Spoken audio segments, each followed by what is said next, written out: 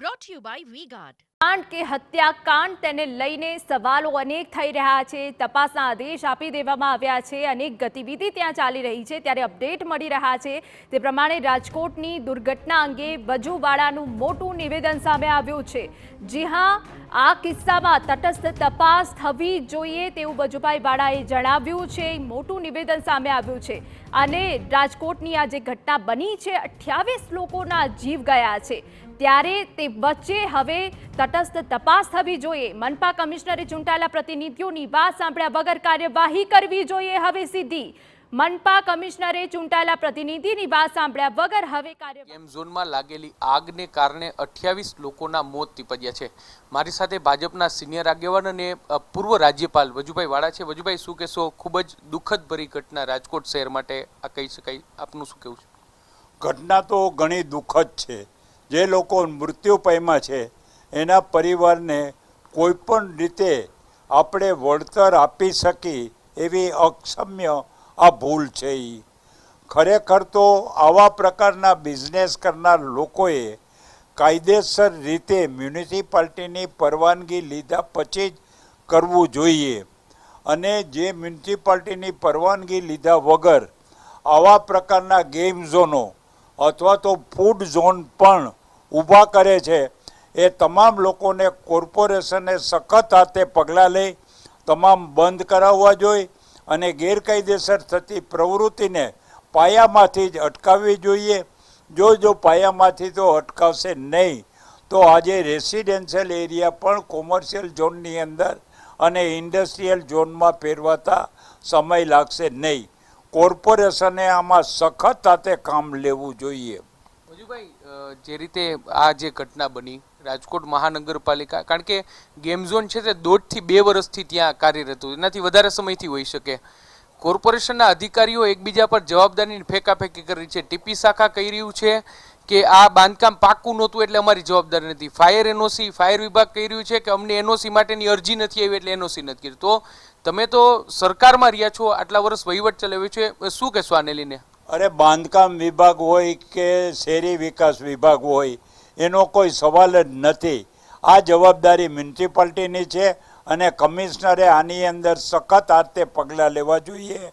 કમિશનરે ચૂંટાયેલા લોકોનું પણ આવી બાબતમાં માનવું જોઈએ નહીં। એક કોર્પોરેશનની અંદર તમામ લોકોએ મર્યાદા નક્કી કરવી જોઈએ કે સિદ્ધાંતિક નિર્ણય લઈ અને કાયદેસર કોર્પોરેશનના નિયમ મુજબ હોય તો કમિશનરે એનું પાલન કરવું જોઈએ। બાકી તમામ એડમિનિસ્ટ્રેશન પાવરની સત્તા એ કમિશનરના હાથમાં છે। એટલે કોઈ પણ કમિશનરે આમાં કોઈ પણ ચૂંટાયેલોનું કંઈ પણ માયના વગર સખત આમે કરી કમિશનરે પગલાં લેવા જોઈએ। ભૂતકાળમાં પણ આવી ઘટનાઓ બની છે કે અધિકારીઓ દોષમાં નથી આવતા, જે સંચાલક હોય તેની સામે કાર્યવાહી થાય છે। એટલી જ જવાબદારી અધિકારીઓની પણ હોય છે। શું માનો છો કે આમાં અધિકારીઓ સામે પણ પગલાં લેવા જોઈએ? જો ભાઈ, અધિકારીનું કર્તવ્ય અને ફરજ છે કે પોતાના વિસ્તારની અંદર ગેરકાયદેસર પ્રવૃત્તિ થતી હોય તો એની લેખિત જાણ એને કમિશનરને કરવી જોઈએ। પછી એ જવાબદારીમાંથી મુક્ત થઈ અને કમિશનરની જવાબદારી રહે છે કે એ થયેલી ગેરકાયદેસર પ્રવૃત્તિ એ રદ કરવી જોઈએ।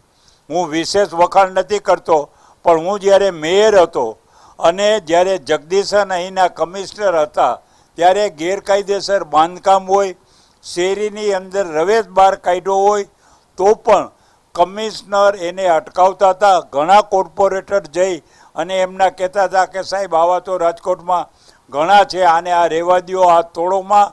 ત્યારે હું પણ મારા કોર્પોરેટરને કહેતો કે જે સત્તા કમિશનરની છે એમાં આપણે એન્ક્રોચમેન્ટ ન કરવું જોઈએ।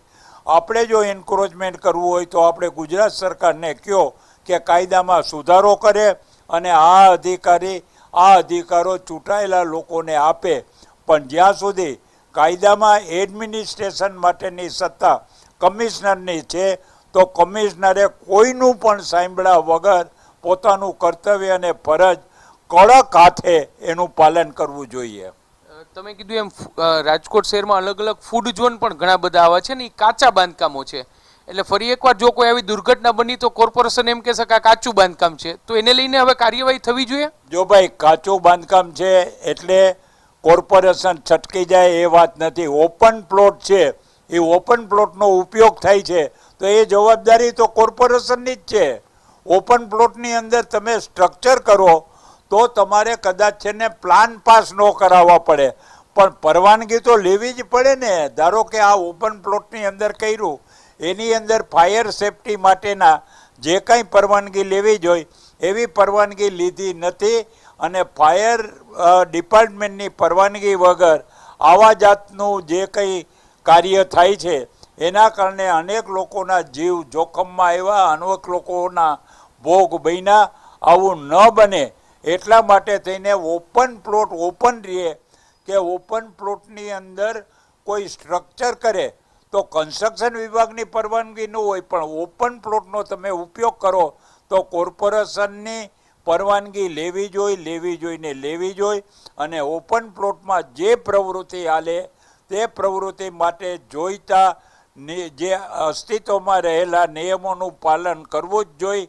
એ દરેક ઓપન પ્લોટ યુઝરનું પણ કર્તવ્ય અને ફરજ છે. અને ઓપન પ્લોટ તમે જ્યારે આપો ત્યારે એ તમે ભાડે આપો છો અથવા તો તમે પોતે ઉપયોગ કરો છો તો એનો Brought to you by V-Guard.